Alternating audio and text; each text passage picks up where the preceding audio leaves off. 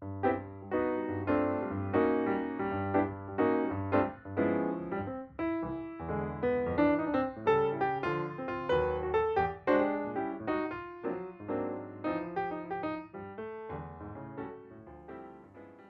everybody, and welcome to Strip Search, the comic strip podcast.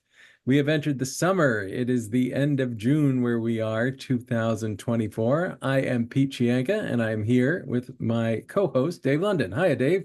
Hey Pete, How is your summer going so far?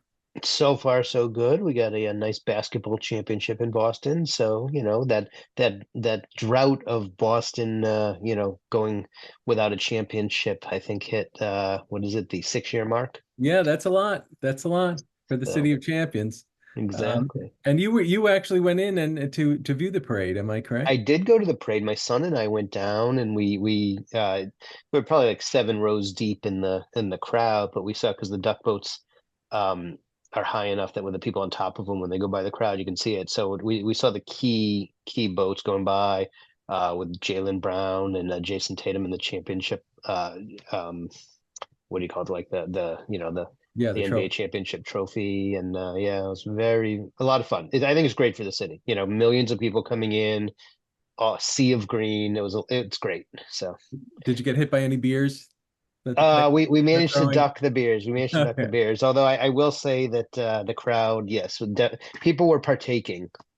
Definitely, it was. They were. I think, we at my day job where we cover the news of Boston, we paid some pretty close attention to the parade, and I don't think there were anything that you describe as a major incident. People were mostly well behaved. But yeah, this one went without a hitch, and it's a good time to be a Bostonian. It's also a good time to be a cartoonist with a book out. How does that sound for a segue? Coincidentally, we are cartoonists with a book out. I think that's a great segue. So yes, Pet Peeves by London and Chianca has just come out with their third book compilation, their fourth overall book, but their third book compilation of strips of the most recent strips. Right. It's It, called Nerd Dad with an exclamation point. And it's been out now for a couple of weeks. We did sort of a soft launch to the people who followed us from the beginning and offered signed copies and some other perks there. But now I think you could consider it fully released. We're still offering signed copies through our website, petpeevescomic.com/books. But you could also search Nerd Dad by London and Chianca on Amazon and find it there. And people have been reacting really well. You never know when you put one of these things out, but people we, seem pretty psyched, and they seem to be enjoying it. it's going over well. In fact, we were at the Boston Kids Comic Fest a couple of weeks ago, and the title alone drew people over to the table. I think there are a lot of nerd dads out there, or there's kids who have nerd dads, and so Yeah, I think we have tapped the nerd dad market, as they we say. we have. So for all you nerd dad listeners, get your copy now. Yes, please visit us at petpeevescomic.com and you'll find all the details about what to do with that. And we're still, David mentioned, so we've done 3 books that collect the strips that sort of are the ongoing story of the Peeves family and their adventures. We also did a book of Pet Peeve singles, which is appropriate to mention today because we're going to be talking to 2 very special guests who have actually written a book about panel cartoons, those single panels that don't tell a story, but that are sort of a one-off gag. And there's a science to it, Dave, is what I'm to understand. Chemistry, I think, right? Yes, exactly. So I don't think we should keep the people waiting. Why don't we take a brief 30-second break and we'll be back with Phil Witte and Rex Hesner, who are our guests today. I want to get that right. I had to double check the spelling. And we will talk about their new book, Funny Stuff. So everybody stay tuned. We will be right back.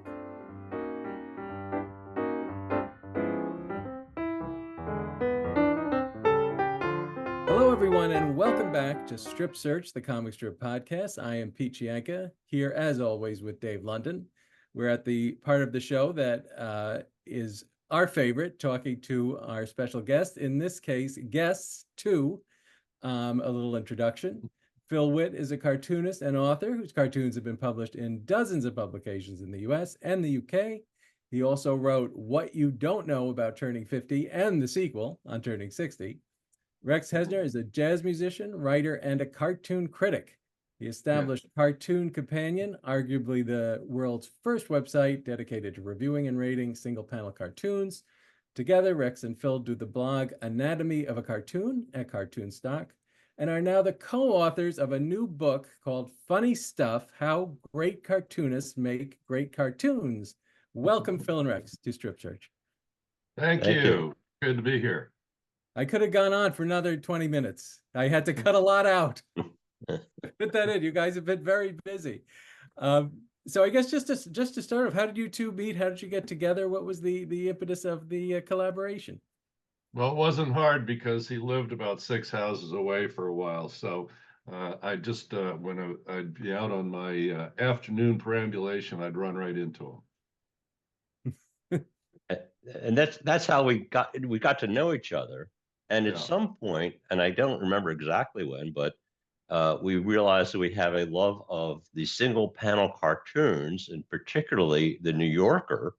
And so I guess after we did our little stroll around the neighborhood as a little, exercise, our little constitutional we took, we would sit down and review the cartoons in the issue of the New Yorker and critique them, which led to, Rex, I'll let you go from here, take it on from here. Cartoon Companion. So we ginned up a website. And I have to tell you, Peter and Dave, the world doesn't necessarily beat a path to a website when you stick one up. But in our collaboration of writing and reviewing these cartoons, every single one for about 2 years, we got the attention of not only cartoonists from the New Yorker, but from Bob Mankoff himself. He showed up in our inbox one day. So that was the beginning of it. And Bob, of course, Bob was the cartoon editor at the New Yorker at the time. So, it was quite a thrill for, a very famous cartoonist himself in his own right, to get sort of an acknowledgement from the king of cartoons, as he's sometimes referred to. And then from there, I guess it was he had at some point left the New Yorker to form the Cartoon Stock, or head up the Cartoon Stock, which is basically a company that is like a clearinghouse for cartoons. So if you want to use a cartoon for your website or, business or personal, whatever, you can lease it from Cartoon Stock. So he invited Rex and me to write a blog for his site, which he lured us. He lured us. Yeah. He lured us from this unpaying private thing that we were doing to a paid gig with a much, much bigger audience. And after considering the offer for 2 seconds, we said, of course. And that was called Anatomy. That has been called Anatomy of a Cartoon. And that was sort of the beginning of our relationship with Bob Mankoff, which blossomed and found its ultimate result in our book, Funny Stuff: How Great Cartoonists Make Great Cartoons, with a foreword by Bob Mankoff. Perfect. Yeah. So for a while there, we were the world's only paid cartoon critics. Nice. And you kind of answered the question I was going to jump in on, but I'll ask it and let you expand a little bit. So Pete and I have been reading Funny Stuff. We're loving it. It's great. And we would characterize it, I think, not so much as a how-to book, but more as a critical dive into what makes a gag cartoon a gag cartoon. And so the question I was going to ask was, what is the genesis of the book? You've kind of hit that, but if you want to talk a little bit more about more granular about how the book came about and any more details, our viewers would love to hear that. Well, Phil, let me just say we were on a call with Bob, and if you want to have a great time, get on a phone call with Bob Mankoff. But anyway, during that call, he said to us, "Why don't you guys write a book?" And that kind of knocked us sideways, and next thing you know, we're sitting down and sketching out some ideas and our chapter headings and Phil, we went from there. And, and it came fairly easily, really, what we had in mind. I mean, the concept, we weren't sure initially what Bob had in mind, if anything, because we wanted to do something that was kind of consistent with him, because he was going to promote it on his site and so on. And, would we get a publisher and what was the market like? So we had to do a little market research. And we thought, well, just doing like best of our blogs was a possibility, but, we rejected that. There really wasn't an audience for that or a publisher. Then we kind of got back to the basics, which is why we like cartoons and why do certain ones appeal to us more than others. And the more we thought about it, we got really deeply into it and realized all these different components that were in the cartoon. Plus, we knew many of the New Yorker cartoonists, and I'm a cartoonist, so I actually know personally a lot of these cartoonists and met them, or at least emailed and have contacts with all these folks. And when we talked about them, they were excited about this kind of book because it kind of reveals what they are doing, which is something that is kind of a mystery to most people. Yeah, pulled back the curtain. By the way, let's brag on Phil a little bit. He just went over his 1,000th cartoon sold, including Wow. 100, including 100 to the Wall Street Journal and just recently a couple to the Sunday Times in London. Oh, you have to write those with an accent. That's I was Yeah. just Thank going to you. say that.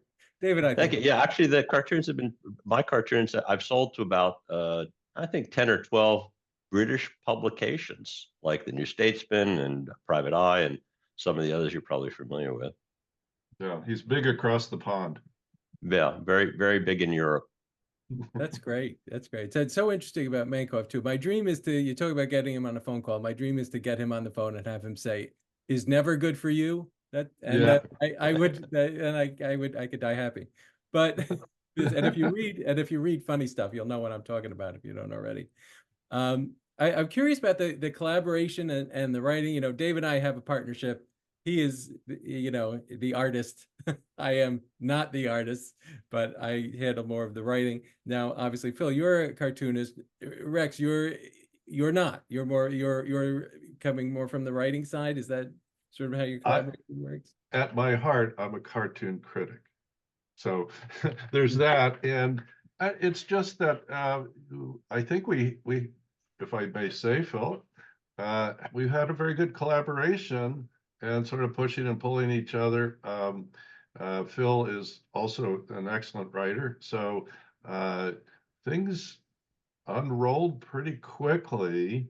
And we, would pass drafts back and forth and savage them, of course, but hammered it into shape in, actually pretty quickly. Yeah, I tried to detect changes in style reading, but it was pretty seamless, I thought. Couldn't tell who wrote which parts, as far as I could tell. That's good. All right. Phil's wife couldn't tell either. So anyway, I'm just kidding. And by the way, we're not twins. Yeah, Some that's people, right. There is also a people- similar look. There's a similar look, You can't tell. Yeah. it didn't start out that way, but as we wrote the book, we appeared more and more alike. Like dogs and owners, Right. But as you say, you live near each other now. Although Rex, you were telling us before we got on the air that you didn't actually start out on the West Coast. Where were you from originally? Yeah. So I grew up on the East Coast. My father, we moved around a lot. My father was on the lam from the law. No, he worked for IBM. So corporate brat, moved all over. And it was only after I was out on my own, I decided, I'm tired of winters. So off I went to San Francisco. My wife and I raised kids over there in the East Bay, right down the street from Phil. And now we're back in the city in San Francisco. I could see the bay over there. I could probably hit a 9-iron into it. So enjoying being back in the bustle here downtown. Great. So just going back to the cartooning, and as Pete was saying, I'm the cartoonist of the two of us, and something that I really focused on in your book, I want to ask you about it, is the cartoons without the written gag, just the visual Ah. cartoons. That's something that's, very unique, a cartoon without a caption. And you really get into, the explanation of what makes a captionless cartoon effective. And so I just thought it'd be something fun for certainly me to ask you about, and have you expound on that on our show now. Yeah, there are not that many cartoonists who can do it, or that even try to do it. There are a few that do it pretty much exclusively. I think of John O'Brien and John Seth O'Brien. Fleischman, those two in particular. But I think it's a real trick to be able to do that, because obviously it all has to be done visually, and you have to get the point across without any explanation. So it requires a little bit more of the reader as well. So it's, like I say, it's a high art form within cartooning itself, I think. As a cartoon critic, they have an extra degree of difficulty, like in Olympic diving. You give them a 3.8 multiplier because it really is the toughest thing to pull off, I think. And John O'Brien, an absolute master. And our friend, yeah. Do you think the biggest challenge for, in terms of putting, I mean, maybe you could talk about what you think the biggest challenges are to making a truly effective and funny one. It seems to me that the simplification can be hard, both of sort of the essence of the image and, in terms of the words you choose for the caption. Am I onto something there? Yeah, I'll start off, Phil, and then Sure. we'll let him take it from there. But believe it or not, Phil developed in our chapter on captions.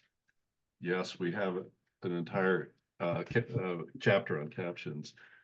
Basically, some guidelines, a series of, I think we wound up at 10 there, Phil. For example, the first one is keep it short. Okay, right? And then second, sort of put the funny at the end. And Phil, being the cartoonist, you were the one that sort of distilled this knowledge of yours into these rules. So tell us a little more about those.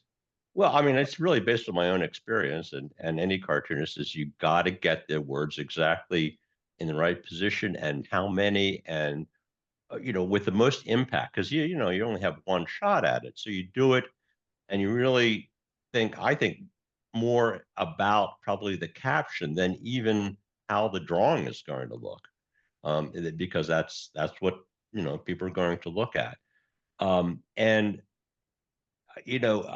but they're also the rule breakers, which we also refer to in it. And if you're really good, you can come out with a very long caption that really works, that breaks those rules. And but you've got to be really good to be able to do that. It's like, Picasso could draw really realistically, okay? But you can break the rules if you're really good at it. Yeah, I mean, you get the George Booths that do it, or what's the one you have in the book with the it's like the woman on the train. It's the one out of yes, the that's the Joe Time. Dater. That's Yeah, the Joe yeah. Dater. Yeah, 155 words, I think, in the caption. Yeah, that's remarkable. Dater. But it's all, there's another aspect to that question. It's a chicken and egg question, and the question is drawing first or caption first. So Phil, for example, I would call you I hate to use the term gag man, right? But the way when you're out on a walk, when you're ideating about cartoons, you pull out your phone and write down basically the caption in a sense, right? Right. Or at least the setup. I mean, it doesn't necessarily the captions, but something pretty close to it. That's true. And I started out as a gag writer for other cartoonists. Dan Ferraro, who does Bizarro. I wrote gags for him, and mainly because I did not have the time to do cartoons, or to learn how to be a cartoonist, to learn the art style. I was teaching myself at that time, but I was coming up with lots of ideas. And even before that, the joke books that I wrote on turning 50 and turning 60, which I was approached by the publisher to write them. I didn't, necessarily think I'd do these books, but publishers saw some other humor writing I did and asked me to write it, which ended up being big sellers. But those were just gags, and joke writing. So I knew I could come up with hundreds of jokes on this narrow field of aging, and then be able to, if I could combine that with the artwork, some of which I did as a kid, because I was a cartoonist as a kid. I came back to that later to form the career as a cartoonist. So another thing is, maybe this sort of dovetails from the walks and the thinking about the ideas. But when you think about ideas, or at least in one of the chapters in the book, is you create buckets of the sort of the different types of humor. So and you come up with your sort of umbrellas of all the different types of humor that you can categorize a cartoon, and one of them, dark humor and so on. Are there any off limits topics? Do you have any categories that just you don't go there? I wouldn't say there are any topics specifically. It's treatment of those topics that matters. And as a cartoonist, there would be, I guess, graphically, you could be unsubtle in a way that's not good. I mean, you could pick a topic that is a iffy topic and you treat it graphically in a way that's distasteful. I would say that's not a good thing to do, but you could do it in a subtle way. I mean, and certainly there are topics that are, could be offensive handled in the wrong way. And that's both graphically and the gag. I don't know if any topic per se is off limits, though. I mean, depending on the publication too. Who's your reader? Right. Who's the audience? That's a big question too. Yeah. Because I do work for Reader's Digest. That's different for what I would do for. Yeah, necrophilia is off the table. At the Digest. Okay. No, I mean, we've talked to people. Was it Christopher Wyant, Dave, who did the cartoon after the Boston bombings with the Yankee fans? Yeah. The father and son, talking about today we're all Red Sox fans, something to that effect. Clearly a tough topic, but great cartoon. Right. It is. Yeah, it is. And that's that is it refers to a very tragic thing, and that's an example of something. It refers to something tragic, but the picture is just two, father son with like going to a baseball game, and so by treating it, a little bit obliquely or from a very different angle, it still makes the point. That's an excellent cartoon. Yeah, and going another step further is there's yet another filtration step, which is the cartoon editor. So obviously they're going to be the gatekeeper for matters of taste in a lot of in many ways. I mean, you're only getting at most 1 out of 10 or 20 accepted anyway, right? What's the rate at the New Yorker? I forget, but it's pretty low. Right. If you want to be like Phil and actually get paid, you have to pay attention to sensibilities and such. Right. Yeah. Well, Sam, I was going to say, Sam Gross was at one time the cartoon editor at the National Lampoon. And I think probably a lot of stuff got in under Sam Gross's editorship. Because he did a huge range of cartoons from stuff that is really kind of bad taste kind of cartoons from the National Lampoon to really sweet, gentle cartoons. Yeah, the frog's legs. You got away with that. Yeah. I'm going to just jump out of the book talk for a moment. Sure. There's a question I always like to ask our guests, and Rex is more for an artist guest than a writer guest, so I apologize for no this problem. One. But so Phil, I always ask my cartoonist guests what tools they're using to draw. So what's your go-to implements to do your when you draw the gag? I'm a micron pen guy. So I have a range of micron pens. In fact, I was just working on one this morning.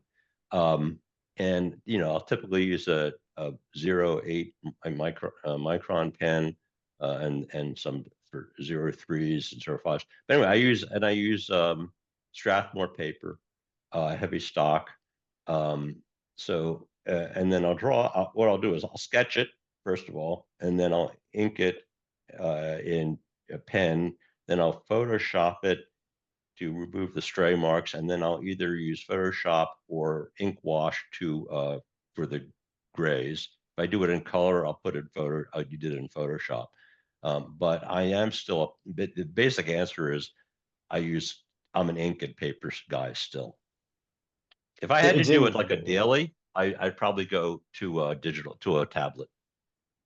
It's interesting because I've actually switched to tablet, and you can actually get, I mean, it's just the technology is pretty incredible. You can get the visual look that the naked eye can't necessarily tell the difference. But I do appreciate the one thing that the digital doesn't give you is that pencil on paper, that drag, which that I miss. Yeah. Yeah, and I could probably switch. I've gone back and forth, do I want to learn it and get good at it? But I don't know. I'm okay with it, with the paper. I like having the stacks of the work there actually, and it being on a page through. It's like a book versus a Kindle. And now my next question for both of you, and back into the gag cartooning world. So I want you to tell me your favorite gag cartoon. It can be one of your own that you've written, or it can be somebody else's, or we can leave your own off the table just so that there's no conflict. But just what in your mind when you think of, or maybe you can think of one that somebody else did that you're like, I wish I did that one. What's the one that sticks out in each of your minds as, you love that gag? Oh boy. It's like, who's my favorite child? Yeah, that's a tough one. That's the next question. No. Well, we only have one, so that would be easy actually in that case. But hypothetically, if I had many children, right. No, it's a little bit of an unfair. I get it. Or just maybe not your favorite, but one that pops in. Oh, I think I really love the one of Ed Steed cartoon of the doctor holding over his head beehives that he's about to crash on the head of an unsuspecting patient on the examining table, saying, "Now this may sting a little." It is so absurd that and he does stuff that really is we put, I think, in the absurd category of humor, where there really has no relationship to reality. It's just plain damn funny. Sorry about that, guys. I don't know what happened. Yes, we lost Rex for a second there, but fortunately, but everyone on audio doesn't know. So yeah, for me, Jack Ziegler. He's the number one guy. And matter of fact, on the back of the book, we have Jack Ziegler in the Laugh a Minute Cartoon Factory, and I think that's wonderful drawing, as well as a great gag. So I'll use that one. That's my favorite today. That is fair. Yeah. All right. I turn it back now to Pete for the regularly scheduled questions. Yes. Well, I wanted to ask you, Rex, you brought this up a little earlier, talking about which comes first, the caption or the gag, or the drawing.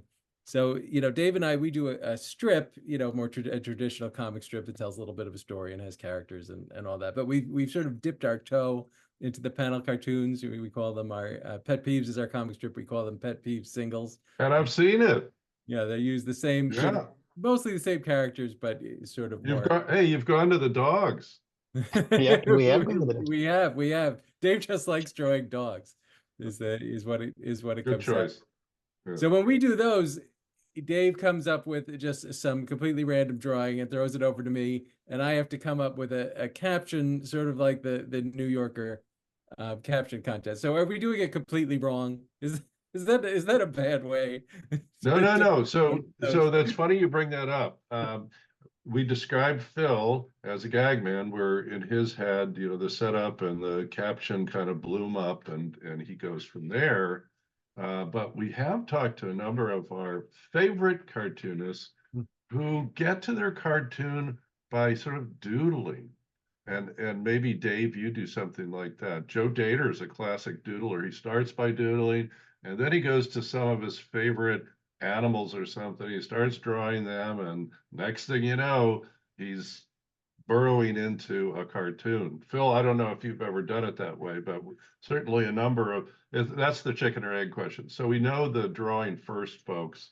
And that's what we've heard is how they back into a cartoon by just getting the pen going on paper.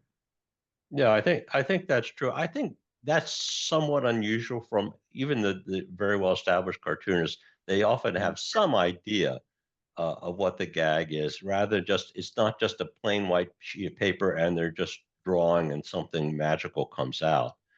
It might be like an exercise to get your thinking about things, and I can sort of see that, but just sort of doodling and then coming up with an idea, that I think that's still fairly unusual. Yeah, Joe Dater described that. I think the other person was Mick Stevens. And to Phil's point, when you're thinking about those pathways of creativities we talk about in the book, is when he starts doodling, but then he starts thinking of the classic cliches. Now you're going to, okay, maybe we can do a little desert island thing or whatever. Mick did evolution. He did a million evolution cartoons of fish coming out of water and things like that. So everyone has their own pathway to creativity, Yeah. their own idea generation way of getting things going.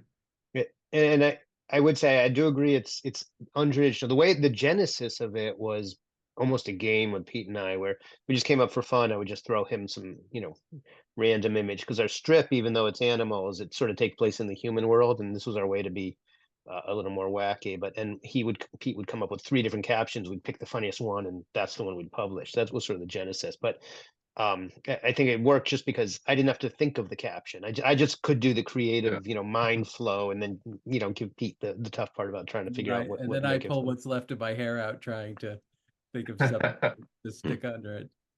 I think I want to say we talked to Harry Bliss a while back, and I think he said he did that a bit of this just sort of, free drawing. And I think he even said, and then obviously he was working with Steve Martin and would send him.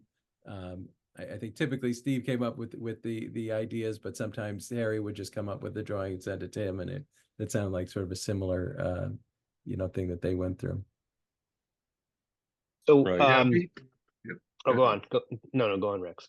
No, we had Phil. We had an interview with Harry Bliss, and he was up Yes. in his little house up in the woods, and we reached him, and it was funny. It's like, oh yeah, are we having a? Oh yeah, we're having an interview. Okay, and I'm just sitting here with a glass of sherry and Proust.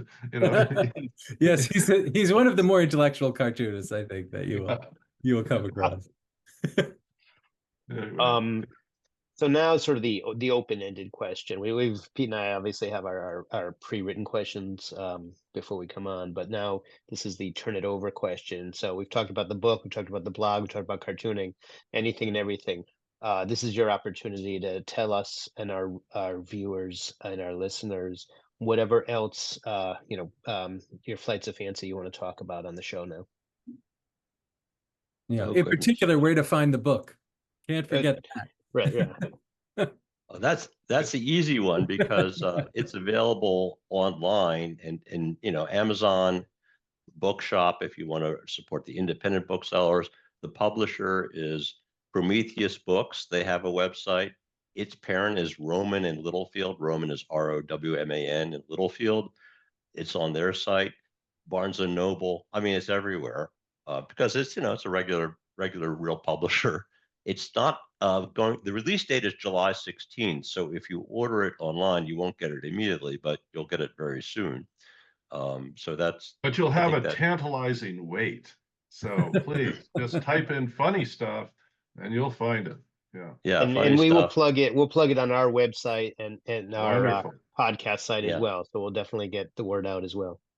We appreciate it. And Bob Mankoff's been very helpful in promoting it as well. So all that's good. But I think one of the things we wanted to that I think Rex and I are both interested in, and we do cover it a little bit in the book, is the creative process of, and that applies, I think, not just to cartoons, but Rex is a jazz musician, so he's involved in, and he was a former professional actor too, and so anyone who's involved in the arts, I think, is interested in that creative side of things and how that manifests itself, and to the frustrations. Well, in anything you're doing, not too many people are great to start out with. It takes work, and that's certainly true. I found as a cartoonist, I'm a musician. I'm sure Rex could affirm that. It takes practice. You have to try to get better. You're probably never satisfied really with what you have. So all those things, it's another side of cartooning and other creative things where it's work. I mean, you can enjoy it for sure, and you do it because you really need to do it. But it takes effort, and where's that come from? Where's the persistence that you have to be able to do it, to carve out the time to do it, and how it's necessary just to satisfy your soul. Yeah, and for you intellectual nerds, let's just flex our analytical muscles for a minute. And when I heard Dave, you talking about you do dog, you do dog personifications in a book, Phil, what would we call that? I believe we'd call that anthropomorphic incongruity. So there you have it. Bang. Very nice. I like that. Excellent answers. I would say that I would categorize our guests today, Pete, as the intellectuals of the cartooning community as well. So Yes, yes. Maybe not in the cabin in the middle of nowhere with Harry Bliss, but down in the more the more urban environments of the city. That's right. But we hope that doesn't put people off too much. Yes, absolutely. Well, Rex, I feel like we're already at the end. I can't believe it. This went by so fast. Thank you so much for coming on today. We really can't recommend enough. If if you're listening to this, you are a fan of cartoons, and there is no better book out there right now for fans of cartoons and how they come together than Funny Stuff. As our guest pointed out, it'll be available July 16th.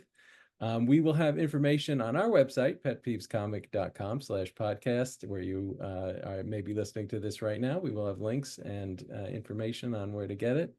And Phil and Rex, the best of luck with it. Thanks so much. You. Thanks for having us.